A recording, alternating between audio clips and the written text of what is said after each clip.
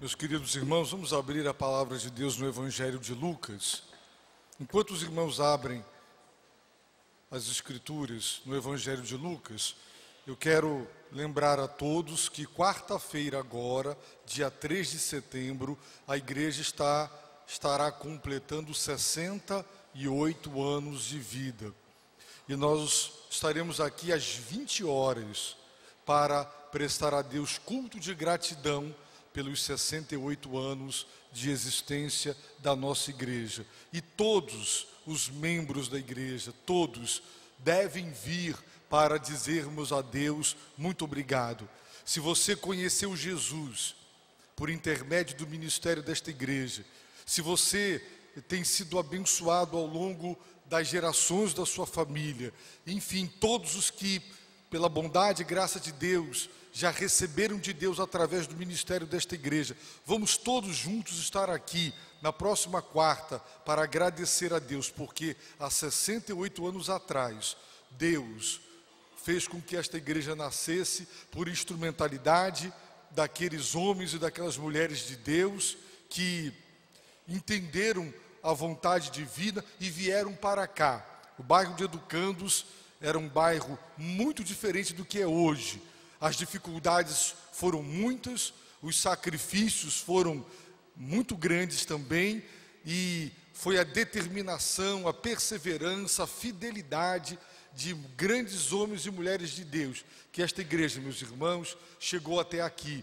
E nós queremos dizer a Deus muito obrigado, Senhor, porque a igreja foi comprada com o sangue de Cristo e pelas vidas dos irmãos que passaram por aqui. Então, quarta-feira, dia 3 de setembro, 68 anos da igreja, às 20 horas, todos venham. Mesmo que você estude, venha agradecer a Deus. Vale a pena você estar aqui. O pastor Bartolomeu, pastor da Igreja Batista Memorial de Manaus, será o pregador da noite.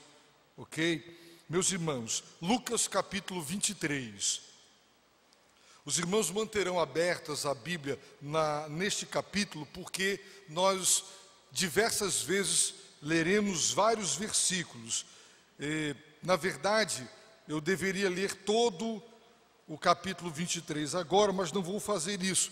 Vou ler apenas os 2 primeiros versículos. À medida que a mensagem for sendo exposta, nós vamos averiguar vários versículos deste capítulo 23, ok? Então, Lucas capítulo 23, versos 1 e 2, diz assim a palavra de Deus: E, levantando-se toda a multidão deles, conduziram Jesus a Pilatos, e começaram a acusá-lo, dizendo: Achamos este homem pervertendo a nossa nação, proibindo dar o tributo a César e dizendo ser ele mesmo Cristo Rei. Oremos. Pai, concede-nos a bênção, sem a qual esse momento infrutífero, o inútil mesmo, abre o nosso coração e concede-nos fé para receber a palavra, em nome de Jesus. Amém.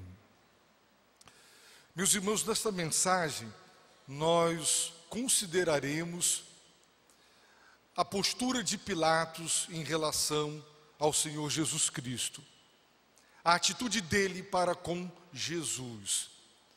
E eu gostaria que você, juntamente comigo, parasse para pensar também nas suas atitudes para com Cristo. Até porque é muito fácil para nós hoje ler o texto bíblico, julgar, criticar e condenar Pilatos. Mas hoje, quando nós estamos diante de Cristo e decisões, posturas são exigidas de nós em relação a Ele, como nós nos comportamos? Será que nós agimos como Pilatos agiu? Nem sempre nos damos conta das nossas atitudes e só conseguimos perceber quando enxergamos nos outros os nossos próprios erros. Então, pare para pensar na sua atitude, no seu posicionamento para com Jesus Cristo. A Bíblia diz nos 2 versículos que acabamos de ler, que Jesus foi preso por traição. Ele primeiro foi julgado no tribunal judaico, o Sinédrio, composto de 70 anciãos, que eram os representantes dos vários grupos religiosos, eram as autoridades constituídas de Israel, e ele foi condenado no tribunal judaico, que tinha poder de condenação, mas não tinha poder de execução. Por isso, eles tinham que apresentar Jesus diante do tribunal romano, porque naquele momento, a Palestina, os judeus estavam debaixo do império opressor e invasor, o Império Romano. E somente o tribunal romano poderia sentenciar alguém à pena de morte. E a Bíblia diz que após condenar Jesus à pena de morte, eles levaram com toda a multidão deles, 70 anciãos, líderes, os grandes homens e líderes da nação, conduziram Jesus a Pilatos e começaram a acusá-lo. 3 foram as acusações: ele perverte a nação, ele proíbe dar o tributo a César, ele se afirma Cristo Rei, é subversivo. Portanto, Pilatos obrigatoriamente tinha, diante de 3 acusações dessa natureza, que recebê-los e julgar Jesus. Qual foi a postura de Pilatos, meus irmãos, para com Cristo? Em primeiro lugar, nós sabemos, através de alguns historiadores, sobre o temperamento de Pilatos, o governador, o procurador romano, que naquele momento governava a Judéia. Ele, meus irmãos, era um homem muito hábil como administrador.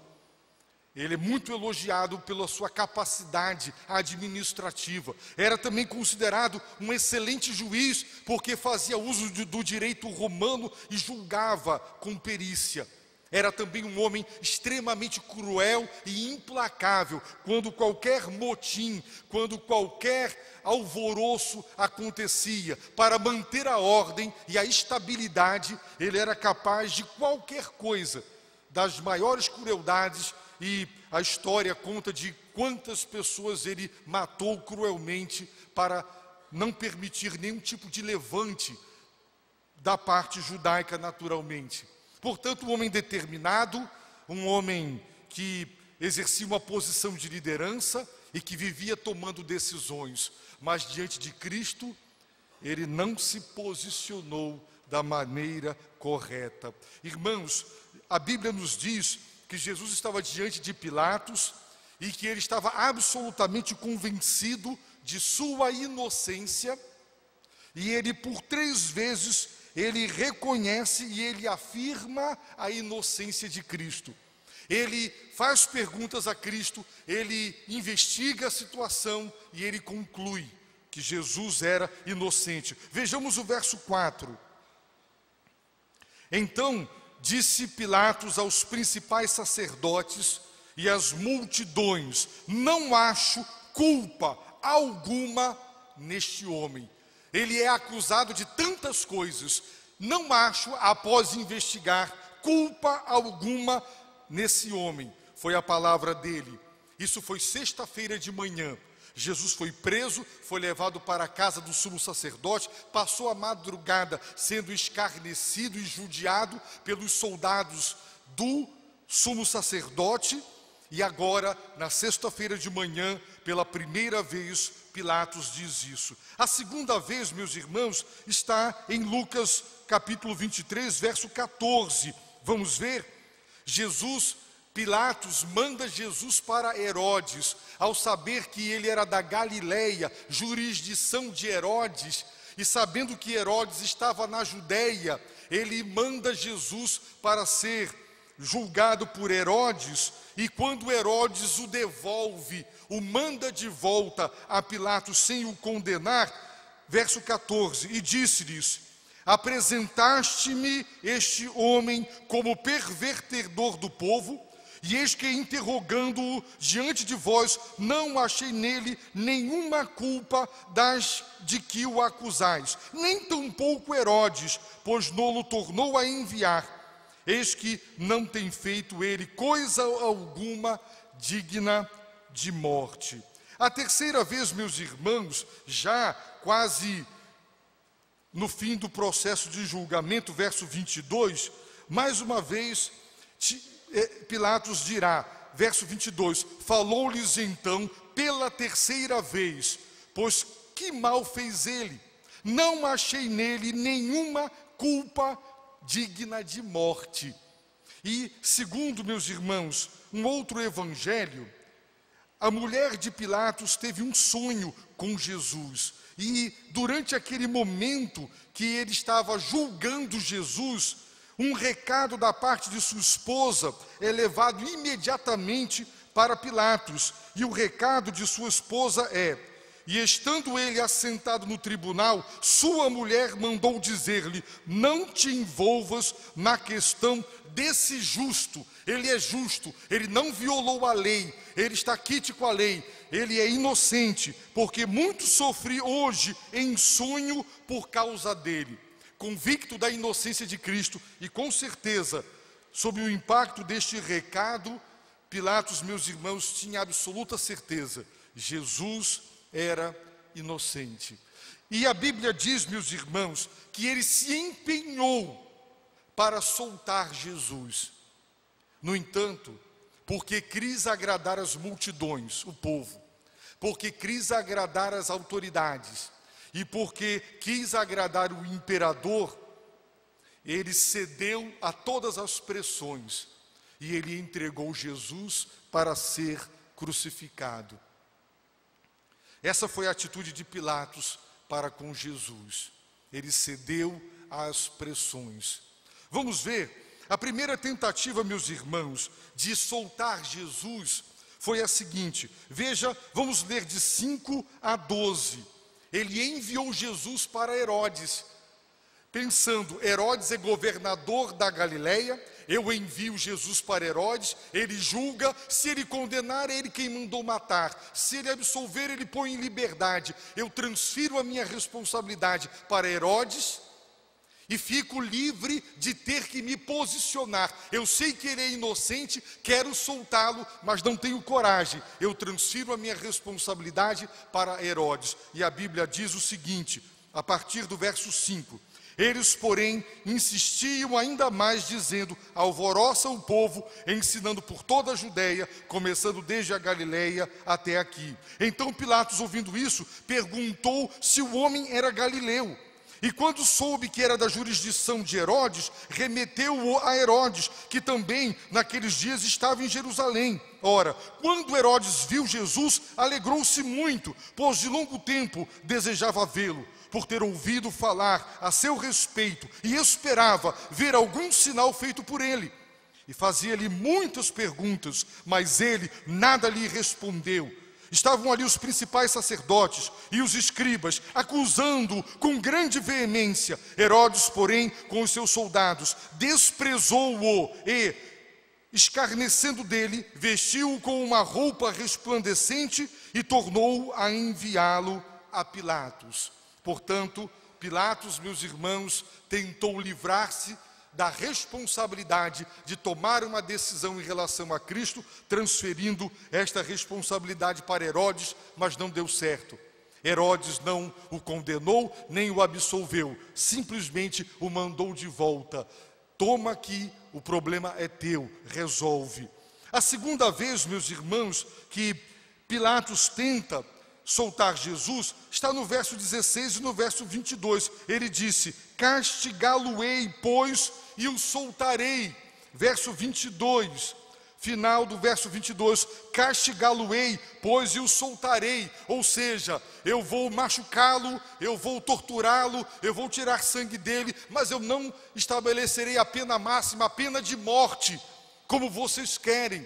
Então, ele é inocente, mas ele vai apanhar, de alguma maneira eu vou saciar a sede de sangue e de justiça das pessoas, das autoridades e do povo.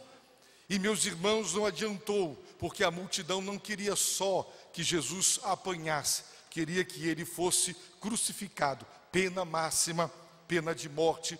Aquela meia medida injusta não deu certo também. No verso 17, está escrito a terceira tentativa de soltar Jesus. E era-lhe necessário soltar-lhes um pela festa. Na Páscoa era comum o governador anistiar, um ato de clemência, anistiar alguns dos presos e colocá-los em liberdade. E era Páscoa, e Pilatos percebeu que ele tinha uma grande oportunidade, não fazer justiça, colocando Cristo em liberdade, mas por um ato de clemência, soltá-lo, anistiá-lo, em razão das festividades de Páscoa, como muitas vezes no Natal acontece e em outras datas no nosso país. No entanto, meus irmãos, isso também não deu certo, porque o povo não permitiu. E o povo aproveitou a oportunidade e escolheu Barrabás. Ele não imaginava que, dando esta oportunidade, um preso político, mais do que um criminoso comum, um revolucionário, seria solto e provavelmente voltaria a dar trabalho. Pilatos tentou fazer o certo com a motivação errada. E em último lugar, está escrito em Mateus simplesmente que ele lavou as mãos. Ele transferiu a responsabilidade que era dele para as autoridades e para o povo.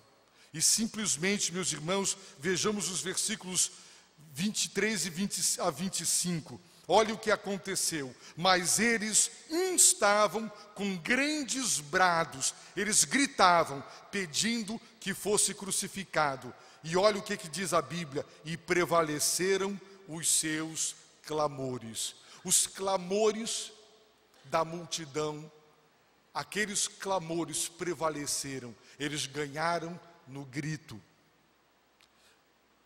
Prevaleceu. A voz do povo, entre aspas, é a voz de Deus, prevaleceu a voz do povo. Ele se acovarda diante do povo e permanece e permite que eles prevaleçam. Verso 24, então Pilatos resolveu atender-lhes o pedido. Ele atendeu o pedido da multidão, ele não julgou, ele deixou que o clamor prevalecesse e que o pedido fosse aceito. E soltou-lhes o que fora lançado na prisão por causa de sedição e de homicídio, que era o que eles pediam. Mas entregou Jesus à vontade deles, para fazerem com ele o que quisessem. E eles queriam crucificá-lo. Meus irmãos, quando Pilatos, segundo o Evangelho de João, tentou soltar a Cristo, as autoridades disseram: se tu o soltas, não és amigo de César, porque ele se diz Cristo Rei, ele é subversivo. Portanto, não querendo desagradar as multidões, não querendo desagradar as autoridades judaicas, e não querendo desagradar o imperador, mesmo sabendo e estando convicto da inocência de Cristo, e mesmo tendo tentado de diversas maneiras soltá-lo, na verdade, o entregou para ser crucificado. Pilatos foi covarde e não teve a coragem de se posicionar corretamente diante de Cristo. Eu gostaria de perguntar a você, como tem sido a sua postura? Será que os seus amigos, o clamor do mundo, também tem prevalecido? Eu tenho encontrado e conhecido pessoas que não se firmam em Cristo, porque ainda se sentem reféns da aprovação do mundo, dos seus amigos, daqueles que o rodeiam, da sociedade, o escarnecimento, a indiferença e a cobrança, a pressão da multidão, daqueles que não têm Deus, tem conseguido afastar muita gente de Jesus Cristo. Muita gente que sabe que Jesus é o Cristo, é o Filho de Deus, é o Salvador do mundo. Sabem disto, como Pilatos sabia que Jesus era inocente, que ele era um homem justo e que deveria ter feito justiça soltando-o. Muita gente sabe que Jesus é o Santo de Deus, é o Filho do Deus vivo, é o Salvador do mundo. Mas também como Pilatos, vive com subterfúgios, tentando de uma maneira, tentando de outra acomodar. Transferem para os outros a sua responsabilidade. Eu conheço pessoas que dizem: eu nunca serei crente porque eu conheço crentes que dão mau testemunho, pessoas sem caráter, pessoas corrompidas, e elas transferem, colocam a culpa nos maus exemplos e dizem: eu nunca vou ser crente porque eu não aceito isso. Então a responsabilidade é dos outros. Vivem querendo dizer: se fulano for, eu também vou. E ficam com subterfúgios, com desculpas, tentando de todos os jeitos. Mas na verdade, a covardia tem impedido muita gente de se entregar a Cristo, de tomar uma decisão para valer. Cedem às pressões das multidões, atendem aos pedidos das pessoas. Querem agradar a todos, têm medo da reprovação, têm medo da rejeição, têm medo da perseguição. E para não desagradar amigos e parentes, para não desagradar pessoas, instituições, mantêm-se numa postura ou em cima do muro e quando obrigados a decidir, não decidem por Jesus Cristo. Isso, meus irmãos, é uma verdadeira tragédia. Pilatos foi covarde. Ele estava diante do Rei dos Reis, do Senhor dos Senhores. Ele estava diante daquele que era a verdade, e ele questionou: o que é a verdade? Está registrado que esse homem se matou. Um pouco depois, por ordem do imperador, ele foi obrigado a cometer suicídio. Então não se sabe se realmente o mataram ou se ele de fato se suicidou. Mas ele estava diante daquele que era o seu Salvador, a verdade. E ele, covardemente, por causa de tudo e de todos, do prestígio, do poder, da fama, de tudo que o poder lhe proporcionava, ele deixou que todas estas coisas o impedissem de tomar uma postura correta diante de Jesus Cristo. E eu quero lhe perguntar: o que é que tem lhe impedido de tomar uma decisão por Cristo?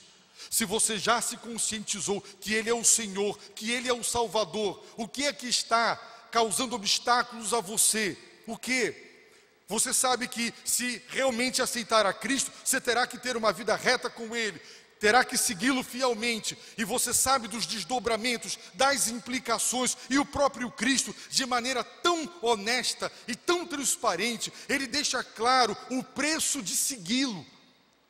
Se teve alguém que esclareceu os candidatos a discípulos sobre todas as consequências e o elevado preço para segui-lo, foi Jesus. De maneira que as pessoas desistissem para que não cometessem o erro de começar e ficar no meio do caminho. Então, eu lhe pergunto: o que é que tem obstruído, impedido você? O seu coração ainda está nesse mundo. São as pessoas, são os prazeres pecaminosos que você ainda quer satisfazer de uma maneira que desonra e desagrada a Deus. Então você não quer compromisso com Cristo. Você deseja continuar ganhando dinheiro de maneira desonesta e você então não quer um compromisso maior com Deus, porque você sabe que Jesus na sua vida implica em andar em retidão e você não quer. Ora, muitas pessoas são assim. Elas não abrem mão de Cristo, mas não abrem mão de suas vidas, de seus métodos, dos seus próprios costumes, mesmo sabendo que são reprováveis aos olhos de Deus. E não tomam uma atitude, morrerão e não confessarão Cristo sobre a face da terra. E Jesus disse que quem não o confessar na terra, quando estiver diante do tribunal de Deus, no juízo final, ele também não o confessará. Se você o nega sobre a face da terra, ele o negará no dia do juízo final. Ele disse isso. Portanto, Não sejamos covardes como Pilatos. Tenhamos a coragem de tomar uma decisão, sabendo das suas consequências, lúcidos quanto às implicações de uma postura para com Jesus. Agora, meus irmãos, se tem algo que Deus abomina, é essa coisa do indivíduo, quer e não quer, esse em cima do muro. Jesus disse para uma igreja: você não é fria, você não é quente. Não é nem fria nem quente, é morno. E ele disse: vomitar-te-ei da minha boca. Essa postura de querer agradar a Deus e agradar o mundo, agradar a si e agradar a todo mundo. É aquele indivíduo que quer ficar bem no filme, no retrato, com todo mundo. Ora, quem quer agradar a todos, desagrada a todos. Não se pode servir a dois senhores. Ou você agrada a um, desagrada a outro, ou o inverso. Uma casa dividida, um reino dividido não sobrevive. Se você é um homem dividido, uma mulher dividida entre Deus e o mundo, entre Deus e as coisas do mundo, você não é de Deus e está se enganando. Então é preciso, de uma vez por todas, em termos finalísticos, tomar uma decisão diante de Cristo, de reconhecer que Ele é o Cristo, Ele é o Senhor, Ele é o Salvador, e segui-lo de coração, e para valer, e não mais, meus irmãos, simplesmente segui-lo de longe, de uma maneira desleixada, descompromissada, sem envolvimento com Ele, com a obra dEle, negligenciando as responsabilidades espirituais, e o que é pior, muitas vezes, dando mau testemunho. Pilatos, meus irmãos, é para nós um exemplo de alguém que foi covarde, de alguém que teve o conhecimento certo, ele é inocente, mas que, por querer agradar a todo mundo, inclusive a si mesmo, em seu próprio benefício, para não se dar mal e não ser prejudicado, ele entregou Jesus para ser crucificado. Ele lavou as mãos e disse: eu não tenho culpa a partir daquilo que vocês farão, a responsabilidade é de vocês. Vocês acham que quando ele morreu, ele compareceu diante de Deus com as mãos lavadas, sem culpa, sem responsabilidade? Aquela água, meus irmãos, não lavou nada. Ele quis transferir mais uma vez a sua responsabilidade, e a responsabilidade pela condenação de Cristo para os outros, mas era dele. Ele era um homem cruel, implacável, determinado, um grande administrador, tinha o poder nas mãos. Não decidiu a favor de Cristo porque foi covarde. Se você tem sido covarde, peça a Deus perdão. Se você tem adiado o seu batismo, se você tem adiado um compromisso com Jesus, se você tem adiado ser crente de verdade, então saiba de uma coisa: enquanto você pode achar a Deus, busque, porque chegará um momento que não será possível. Eu peço a Deus que Ele levante aqui uma igreja cujos membros todos sejam comprometidos com o Senhor. Tenham a coragem de dizer não para o mundo, tenham a coragem de dizer sim para Ele e pagar o preço, seja ele qual for, mas para ser fiel e crente de verdade. Você é crente de verdade? Então siga Jesus Cristo. Se você ainda não se entregou a Ele, e é uma pessoa que vem protelando essa decisão, eu quero convidar você a humilhar-se diante de Deus, pedir perdão pela covardia, e nesta noite tomar uma posição com Cristo. Ele é o Salvador e o Senhor. Você crê nisso? Então faça a sua entrega, tome a sua decisão para valer, custe o que custar. Ser fiel até a morte, disse Jesus, e dar-te-ei a coroa da vida. Vamos abaixar nossas cabeças e fechar os nossos olhos e vamos orar. Faça a entrega da sua vida nas mãos de Deus.